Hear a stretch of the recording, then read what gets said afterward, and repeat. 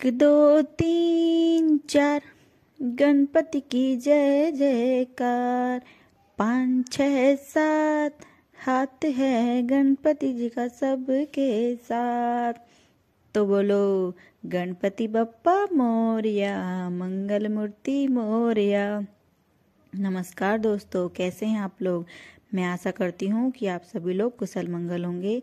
तो मैं आज लाई हूँ आप लोग के लिए गणेश जी की बुढ़िया से खीर खाने की कथा।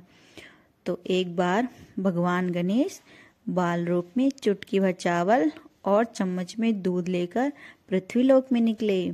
वे सबको अपनी खीर बनाने को कहते जा रहे थे, पर सबने उनकी बात को अनदेखा कर दिया।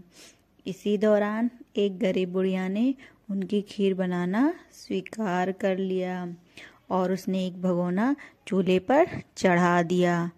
इस पर गणेश जी ने घर का सबसे बड़ा बर्तन उस पर रखने को कहा।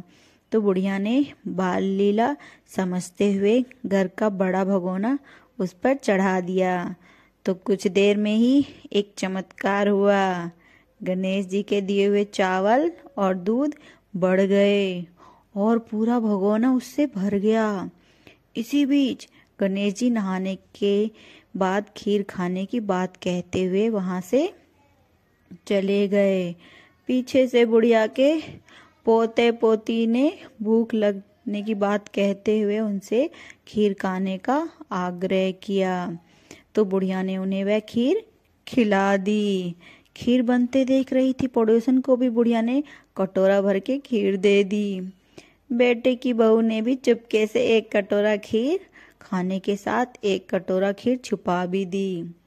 इसके बाद भूख लगी तो बुढ़िया ने भी खाने के लिए खीर अपने हाथ में ले ली और बोली, आज रे गणेशया, खीर खा ले, मुझे तो भूख लगी है, आओ आप भी खा लो गणपति जी। यह कहते हुए बुढ़िया ने खीर खाना स्टार्ट किया। तभी गणेश जी वहां पहुंच गए और बोले कि मैंने तो खीर पहले ही खा ली। जब बुढ़िया ने पूछा कि कब खाई, तो वे बोले, तेरे पोते पोती, पड़ोसन व बहू ने खाई तभी मेरा पेट भर गया। इसके बाद जब बुढ़िया ने बाकी बची खीर के उपयोग के बारे में पूछा तो गणेश जी ने उसे नगर में बांटने को कहा।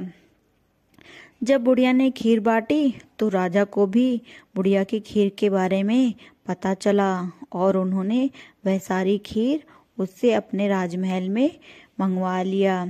सारा माजरा जानकर बुढ़िया का खीर का भगोना अपने पास ही रखवा लिया।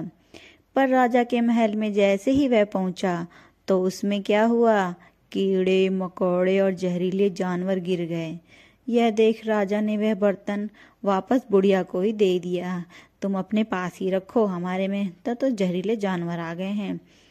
तो जो उसे लेकर जाते वैसे ही वह पहले जैसा खीर उसमें भर गई भगोने में बुढ़िया की। बुढ़िया बहुत ज्यादा प्रसन्न हो गई